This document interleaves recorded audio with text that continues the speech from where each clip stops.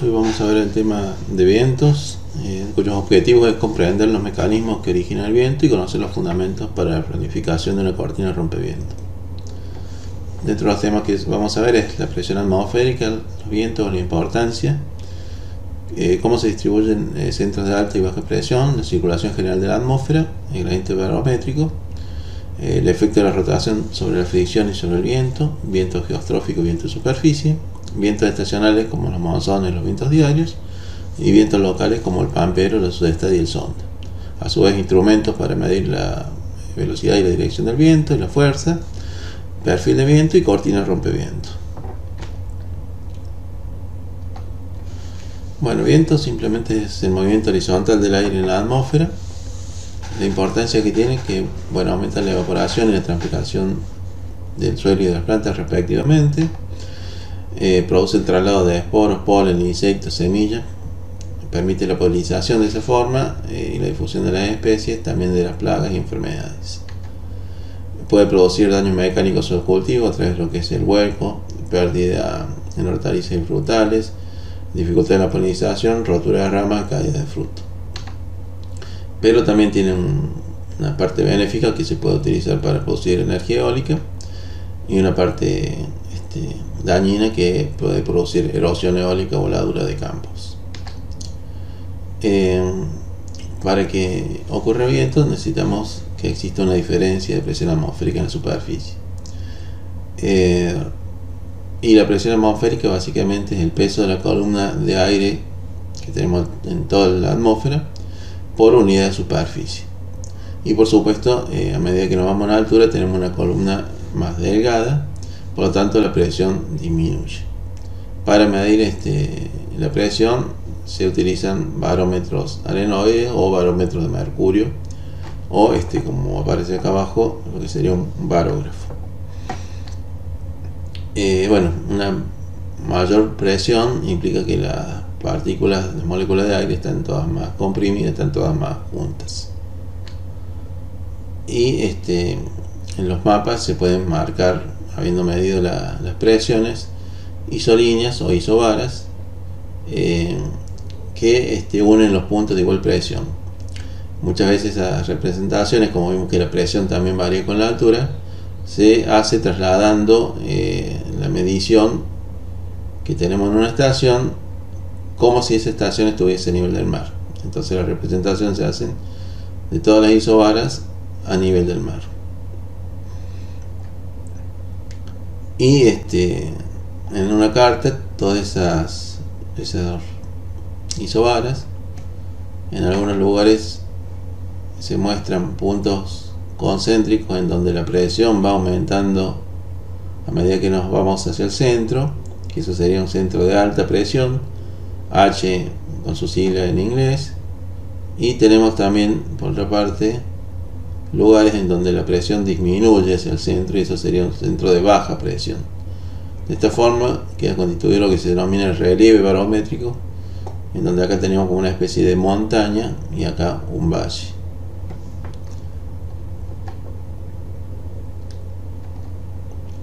Y ya hablamos de centros de alta y de baja presión. La configuración que tienen en el hemisferio norte y el hemisferio sur es distinta, ya vamos a ver por qué. Pero en términos generales, los centros de alta presión son isobaras concéntricas, ¿sí? Estas serían las isobaras, cuya presión aumenta hacia el centro. O sea, si nosotros le ponemos número, acá en el interior tendremos un número más grande que en la parte exterior. Y en el hemisferio sur, el viento que sale desde la alta presión tendría un sentido antihorario. Por otra parte, los centros de baja presión, son isobaras también concéntricas, pero que la presión disminuye hacia el centro, y acá en este caso el aire estaría entrando en este centro de baja presión en sentido horario para el hemisferio sur. En el hemisferio norte los sentidos cambian. Eso que acabamos de ver ocurre en superficie, pero simultáneamente en altura ocurre lo contrario. O sea, si yo tengo un centro de alta presión, el aire está bajando, o sea que tendría en altura un centro de baja presión, el aire baja, se comprime y acá tengo alta presión y sale. Por otra parte, un centro de baja presión en donde está recibiendo aire, ese aire sube y arriba produce divergencia, tener una alta presión en altura.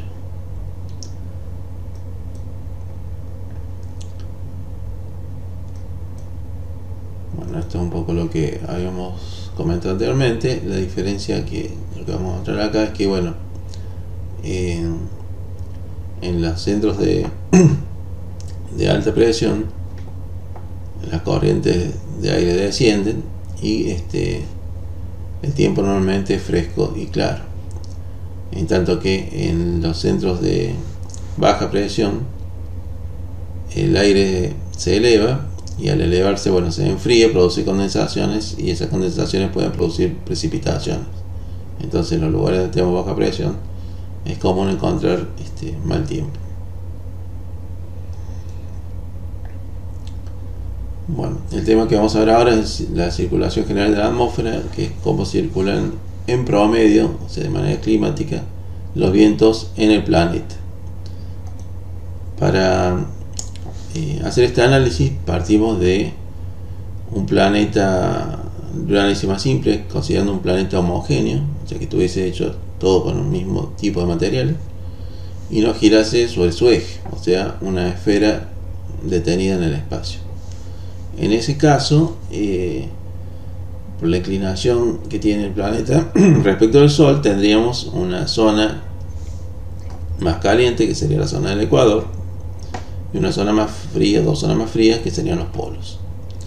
Entonces el aire caliente del Ecuador tiende a elevarse, por lo tanto tenemos una baja presión en el Ecuador y ese aire bajaría en los polos, que es más frío, por lo tanto tendríamos alta presión en los polos. Para este sistema, entonces, el aire frío iría desde los polos hacia el Ecuador y esta circulación se denomina meridional. Y por supuesto en altura ocurriría lo contrario, por lo tanto el aire iría desde el Ecuador hacia los polos. Y fíjense que se genera esta circulación que se denomina una celda, en este caso convectiva. Acá está más caliente, se levanta y va hacia el lugar más frío.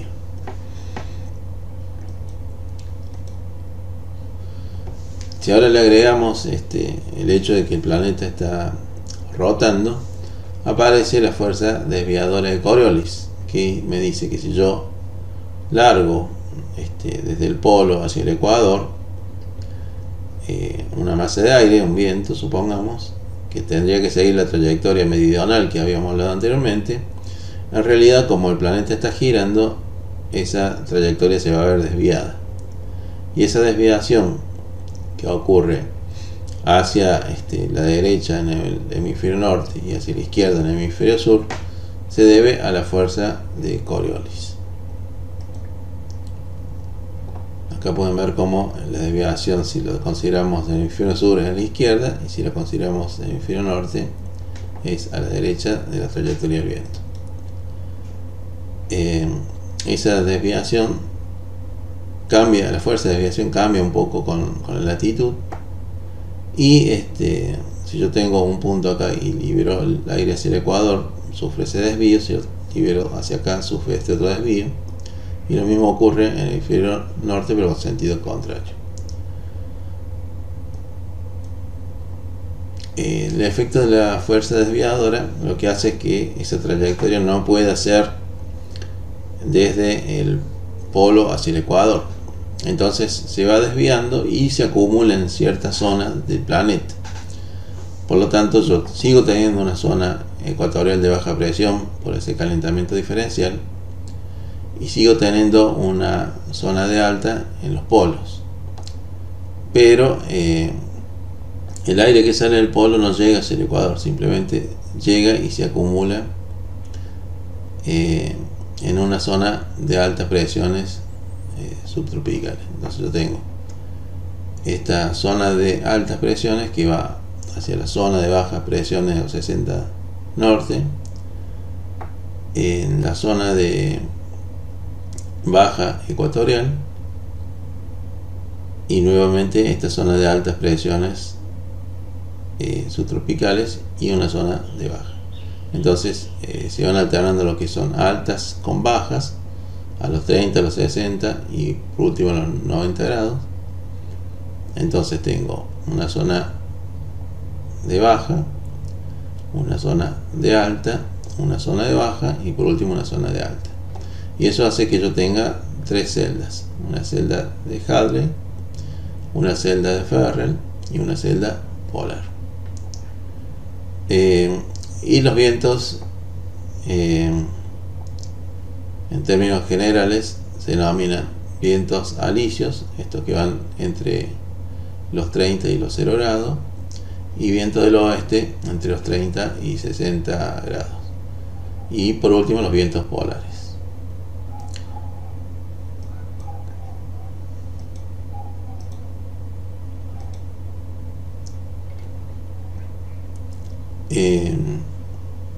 Acá tenemos el mismo esquema con sus nombres en inglés.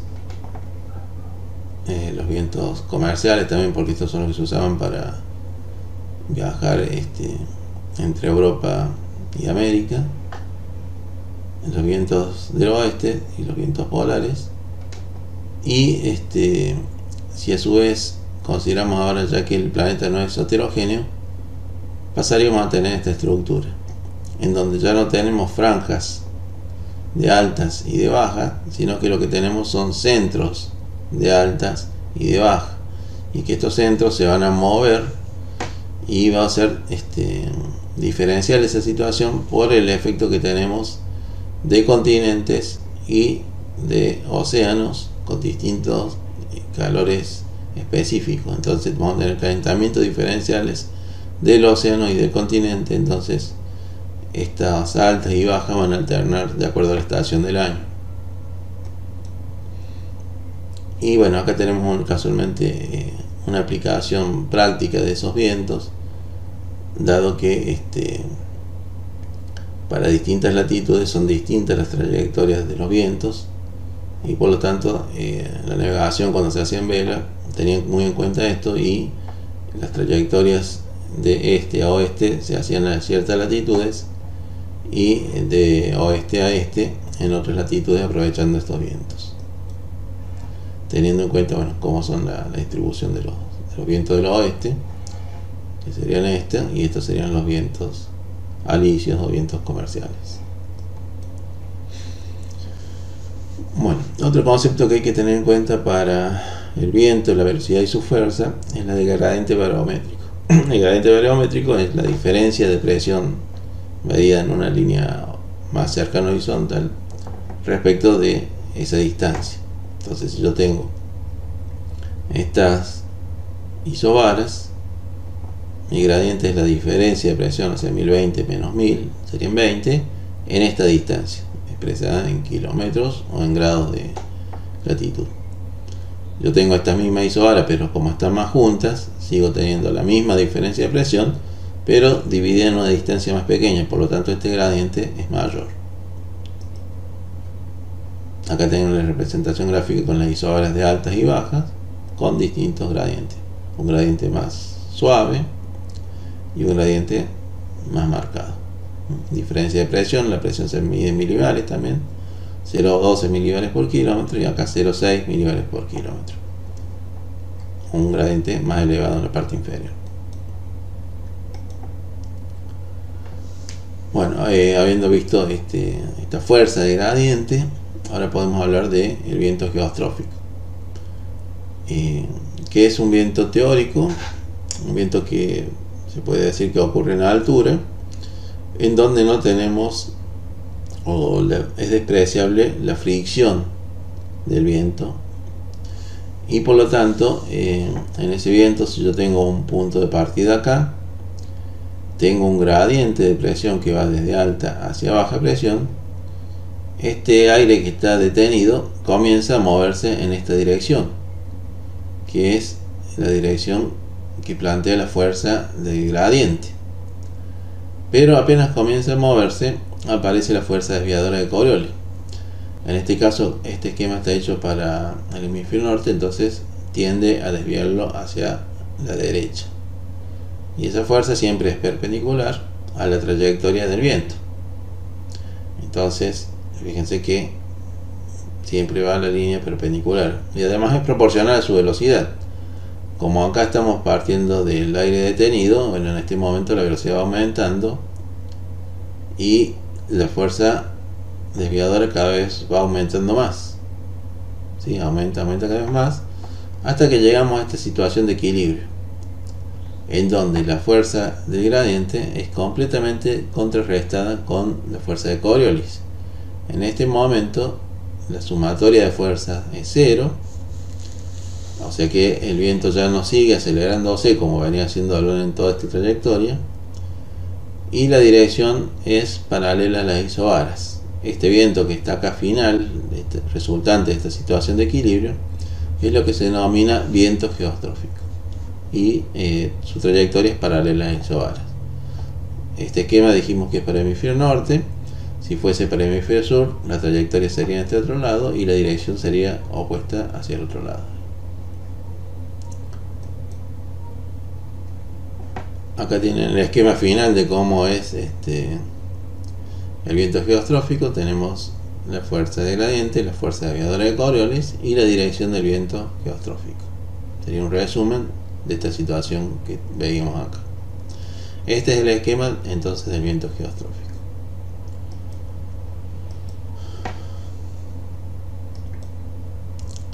Acá tenemos para este esquema cómo se dibujaría una fuerza de gradiente, la fuerza contraria del desvío de Coriolis y la dirección del viento geostrófico. En este caso, este dibujo estaría hecho para el hemisferio sur. La fuerza de gradiente es un mayor gradiente, una mayor fuerza de Coriolis y un viento geostrófico con más velocidad, digamos, ¿sí? Porque acá recuerden que el gradiente es más elevado que en esta situación. Este viento geostrófico dijimos que ocurre en la altura. Acá por ejemplo estamos poniéndolo en una altura de 700 milibares de presión.